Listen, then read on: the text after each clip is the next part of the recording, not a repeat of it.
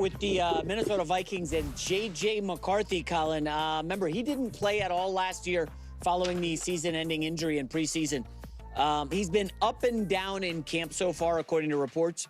The problem is he's working on his touch because almost all of his throws, according to this report, have been fastballs. Loves a good... You know who I heard this about, Colin? Early in their career? Josh Allen. Remember, he didn't have touch at all? Couldn't hit anything in the flat. Couldn't throw... I mean, he just... Boom, throwing all darts. And I'm hearing the same thing about McCarthy. I don't read too much into this, but I know you are a little skittish now on McCarthy, whereas you were a little more bullish. I think it's fair to say Josh Allen did not have the college coaching J.J. McCarthy did. J.J. McCarthy had Jim Harbaugh. Yep. I mean, God, Jim Harbaugh made Trey Lance look pretty good in that Hall of Fame game. So it's like Jim Harbaugh is a very good quarterback coach. It seems to me Josh Allen, his dad had to send tapes out so he could go to junior college, get attracted. So Josh Allen was such a raw project. I mean, everybody, I was so funny. I was looking at Josh Allen video. I don't even know where it was at. It may have been at the other place. They were showing video his last year at Wyoming. I saw him play Iowa and Oregon in college. He made a lot of mistakes, but Josh Allen was such a freak. He's running left, throwing it 50 yards across his body, but he was a moldable, unbelievable piece of clay. I would argue J.J. McCarthy got 3 years of great coaching from Jim Harbaugh. You're looking at what he is. It's a much closer version of what he can do. Josh Allen, Mel Kiper said he's a top, I remember seeing this, that Mel said he is a top 10 all-time prospect at quarterback. I mean, he also said that about Shedeur Sanders, so, okay. Guys. Saying J.J. McCarthy is what he is right now is wild to me. J.J. McCarthy was drafted, if I'm not mistaken, when he was 21 years old. Okay, 21 years old. And Bo Nix and Jane Daniels, I'm pretty positive they're 24. And again, they might have turned like 25. I think Bo Nix turned 25 however many months ago, but like on the more recent side. Same thing with J.J. McCarthy turning 22. Exactly, you know. So it's but like we're talking about like a really young quarterback here. And again, I don't even want to use Josh Allen as an example because I think Josh Allen is literally one of the greatest quarterbacks we've ever seen, one of the greatest talents we have ever seen. So to use that as a reference point, I mean, like that's just that's just crazy, right? It's like I'm trying to I want to make a YouTube channel. I want to really be popular. Pat McAfee did it, and he got paid $100 million to do it. And it's like, okay, like don't get me wrong, that would be pretty cool, but there's a lot of other ranges where someone can land in here, right? Like I don't have to be someone as great as Colin Cowherd, Pat McAfee, or whoever, right? Like there's plenty of other things. Like just comparing them to one, you know, literal legends or who have done things that like no one else has ever done. It's like let's relax on that. And it's so funny to me because this was a legitimate philosophy within the NFL. And I don't know if they're kind of getting away from this now. It's like I'm still trying to figure that out. But there was this original philosophy where that the older quarterbacks, specifically the older quarterbacks who are not like hyper athletic, hyper mobile, so like a Jaden Daniels type thing or a Lamar Jackson, that even if they're older, there's room for that type of quarterback to grow because they're so athletic that they rely on a lot of their athleticism. And so there's going to be other aspects of their game that maybe need to be developed a little bit more, like their passing reads, but whatever it may be. And that like a more traditional style quarterback, whatever that even means, honestly, that's my point. Like, what does that even mean anymore in 2025? I don't even know anymore, but just follow along with it. That like kind of like a Bo Nix style quarterback or a Jared Goff style quarterback, that if you're 23, 24, like this is it. Like this is pretty much who you are, right? And it's just there's just no much more development to really take place. And if you're younger, if you're like 21, 22, it's like, yeah, you got some time to grow and develop. And it's just like J.J. McCarthy had, let's say he had 3 amazing coaching years with like even Andy Reid. Let's just say Andy Reid. Let's skip Harbaugh. Let's just say Andy Reid. Okay, so it was when it was 18, 19, and 20. I understand. He was, without a shadow of a doubt in this example, would be exposed to infinitely better coaching than anyone else in like the history of college, right? Like anyone else. But that means that there's no room for him to continue to grow in when he's 21, 22, 23, 24. Like, that doesn't make any sense. That doesn't make any sense. It's not just about the quality of coaching. There's a level of maturity, his body. This is what I always try to tell people. These guys' bodies are still growing. They're still having levels of like hormonal fluctuations. Like they're essentially like, you don't necessarily call it puberty, but they're in essence still going through puberty. Their brains are still developing. Your brain is not fully developed until you're like 26, 27, 28, maybe even older. So the vast majority, not even the vast majority, 100% of his coaching that JJ McCarthy has experienced is with a brain that is still developing, okay? And part of it is actually, a big part of it is risk assessment and evaluation. That's why when you're younger, you're so much more willing to like take these risks, like dangerous risks. Like you're willing to do things that you would not do. Like remember, if you remember when you were like 10, 11, 12, like you like jump flights of stairs. Like you would just do weird stuff that like now you're like, I'm not doing that. And it's like a risk assessment.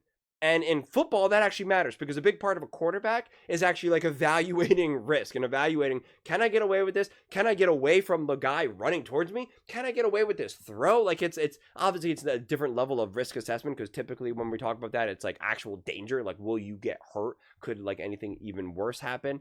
But like, what are the consequences of your actions? But like, even that part, which will translate to the football field, will continue to develop. So to try to make the claim that we're looking like this is it, man, like this is it, like that's wild.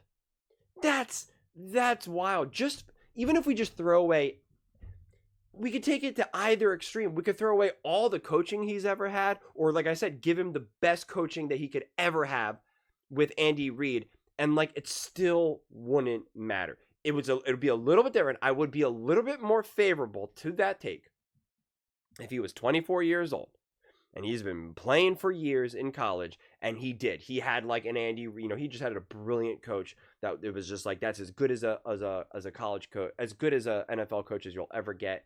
And, sure, I could be like, okay, there's only so much more development. Yeah, he can mature a little bit and this and that and catch up to the speed of the NFL, et cetera, et cetera. But like, yeah, it's pretty good. But also, this is where we talk about this with like, it's, which direction do I want to take this? Because this still kind of blows me away. Like, one other thing that I definitely want to make sure that I emphasize, so I'll say this in case I forget. Like, there is and this is a big part of the Minnesota Vikings fan base as well, and I keep going up against them for it. Missing a year of football and being injured, even if you're a seasoned veteran. If you're 28, 29, 30, and like I said, Andy Reid's been coaching you now for your entire career. The sheer fact that you've been injured and now essentially have had to take like a year off from football, you are not, you are, it's going to take you a minute or two to not only just get back to where you were, but to now be put in a position where you can now get back to like growing and evolving and being better. And so that is what was the worst part about what happened with JJ, is like, it's okay for him to sit a year, but also now the fact that he got injured, and he did so during a prime formative year of his maturity as a football player. At 21 years old, entering the NFL, he could not practice. He could not develop. And someone said like, oh, Kevin O'Connell met with him once a week for an hour. And it's like, that is nice. But that is more of like a cherry on top. Like, that's nice, and they'll probably going over film, and they're going over some theory and some concepts and all this type of stuff. But it's different when you're not truly playing. And an hour a week, again, that's nice, but like in the grand scheme of things, it's nothing. I mean, it really is. In the grand scheme of things of how you're going to be developing a young quarterback, an hour a week is not a lot, especially when he's recovering from an injury. when I know I've had that injury multiple times, I've had that surgery 3 times, it's just different. The medication that he's going to be on, the energy that he's going to bring, the sleepless nights, like it's just different. He's not firing at all cylinders. He's not operating at the highest level that he can. So I've always expected some legitimate growing pains right now, which is why I keep saying he is a rookie. We like, this is not like, well, he's been here for a year, he's got to, get comfortable within the NFL. Like, no, he did not. No, he did not. So it's like, oh, he's having an up and down camp. And it's like, yeah, he's 22 years old. He just came off, like, we used to downplay meniscus injuries because it's not like an ACL. And for the most part, people weren't having like their whole careers ruined because of like a torn meniscus, like they once upon a time were for like an ACL. It is major surgery. Like my surgeon said, like, there's no such thing as minor surgery. Everyone always tries to downplay it, even surgeons, like, oh, routine this, routine. Nope. It's all real. They're going inside your knee. And even when they talk about like, oh, orthoscopic surgery, like it's just like a tiny little incision. Yeah, my knee, you can't see any scarring. They don't have to cut it open or anything like that. It's like 3 little dots. My knee was absolutely on fire. Again, all 3 times. Absolutely on fire. Okay, like it is surgery. It is real. It is a real injury. We definitely, for whatever reason, we downplay meniscus injuries because it's just, again, it's not ACL or something like this, but like it's still legitimate surgery. Like you have to recover. You can't move. You're immobile. You're wearing a brace. Your knee just does not feel right. And the first time it's ever happens to you, you're like, whoa. It's the first real feeling that you're like, this is not my body right now. This is not my knee. Like for the first time in my life, I can't just like get up and do what I want to do. And it's not like a pain because any athlete's experiences. We're like, yeah, you hurt your knee, you hurt your ankle, but like you can still kind of like, grin it out, right? Grind it out. And you're like, all right, I can still do this. When I first got out of surgery, it was like, oh, I literally can't do anything now. If you left me on the side of the road, like I don't know how I'm getting out of this right now. So it's just like, it was a legitimate surgery, a legitimate injury that he then also, once you started going through the rehab process, it's like, you have to truly regain trust in your body. And you're doing it as a 21-year-old. And I know because I did it as like a 22-year-old. It's like, I know. I did it and like I kept doing it like every 5 years of my life. So I got like different like sections of my life. I got to know, oh, what is it like to be old at this age? What is it like to be injured at this age? What about this age? What about that age? And it's a trip. It's a trip. JJ was going through a ton. Don't downplay it. So I'm expecting all of this to be kind of a little bit messy in the beginning. It's August. His career starts now. I don't care about some of the success that he had earlier on in training camp before that injury. It's like, that was so long ago that it almost like becomes meaningless. But we do know that like, hey, they were singing his praises before. And that's what Colin always keeps saying, where he's like, they couldn't stop Dan Quinn from praising Jaden Daniels. And it's like, it was not the same energy with JJ McCarthy. That's just a reality. But there were not all these reports of like, oh, JJ does not look good, or like, oh, this isn't good. And I still remain, and this still, for whatever reason, upsets people. I fully 100% believe Sam Darnold was always starting for the Minnesota Vikings. Always, always, always. That's why they paid him the amount of money that they did, and that's why Kevin O'Connell kept bringing up Sam Darnold. Every time everyone talked about JJ McCarthy, he's like, yeah. And Sam Darnold, like he was clearly laying out the groundwork to be like, Sam Darnold, like, unless JJ like really blows everyone out, like Sam Darnold's going to be starting, man. Like this is a 21-year-old quarterback we got here. We're taking this slow. And then of course he obviously just got injured. So the choice was made for them. But I mean, like, it's okay. Working on his touch, like mostly everything's a fact. Like he's going to evolve. He's going to grow. Like he is young. Can the guy even grow a beard? Like, I mean, like, it's just give it a second. Give it a second just based off of his age right now alone, let alone him coming off of a legitimate injury and not being able to play football for months and months and months for the first time in his entire football career. That alone is a trip. And we shouldn't downplay that. We should not downplay it. So, my goodness. I was unaware. I kind of got this a little bit last year, but like, I know right now, and I feel it too. It's like, it's August, and it's like, we're so close, right? We legitimately only have 4 more weekends of no football. And then after that, we're truly back. And now it's just like we can all feel it, we can all sense it. But like I used to go before I was really, making videos at all. It's like my mentality was always like, we all know that like this only matters so much, right? Like off season, preseason, like these OTAs, like all these other like we're all in agreement that like this stuff like kind of matters, but like like the conversation like really needs to be nuanced. Like, and I always preach nuance, but like even more nuance in like the regular season, honestly. Like, right? Like we understand that we don't always have all the information. We don't really know what so and so is working on, what's actually the process here, the approach that this specific coach is taking compared to that specific coach. Like we don't really have, in a lot of ways we have less information during practices and during the off season than we do during the regular season, because we're actually like watching the games itself, where here we get like just more limited sporadic reporting. But it just feels like over these last couple of years, and I think it's potential partially because we had such an influx of rookie quarterbacks that like all were legitimately playing, and it was just like this extra like Caleb, Jaden, Bo, JJ, until I obviously got injured, like, and it was just like this like extra.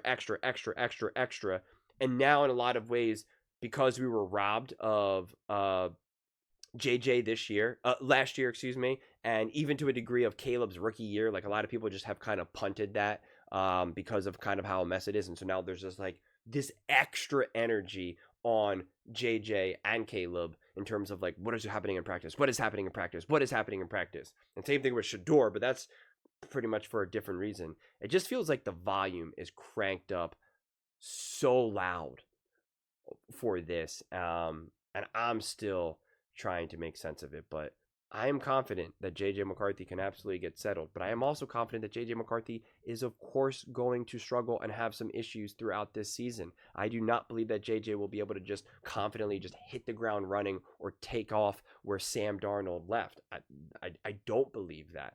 But to just kind of use his growth, and when I say now immaturity, I just mean like not in like an emotional immaturity, but like his game needs to mature and grow and evolve, which makes sense because he is a young, 22-year-old quarterback right now playing truly for the first time in the NFL.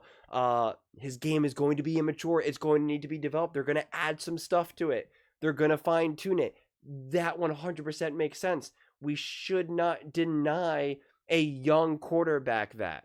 We should not deny them from having those struggles, or from having them, for even giving them the room to have that. Like it just does not make any sense whatsoever, man. It just doesn't make any sense. But those are just my thoughts. I'd absolutely love to hear yours. What do you guys all think about JJ McCarthy? Apparently having an up and down, up and down practices, I guess we'll phrase it that way. Let me know what your comments are. Let me know what your thoughts are below. I read every single comment, so whether you agree with me or disagree with me, either way, let's get in some discussions, let's get in some fights, but ultimately, let's just have some fun. And please do consider subscribing. We're building an amazing community here, and I absolutely love to see you part of it. I want to build something that we all generally feel connected to, something that we're really excited to be part of. I think we're on our way to doing it. And please don't forget to give this video a thumbs up, as it really does help the visibility and the algorithm. Thank you so much. See you next time.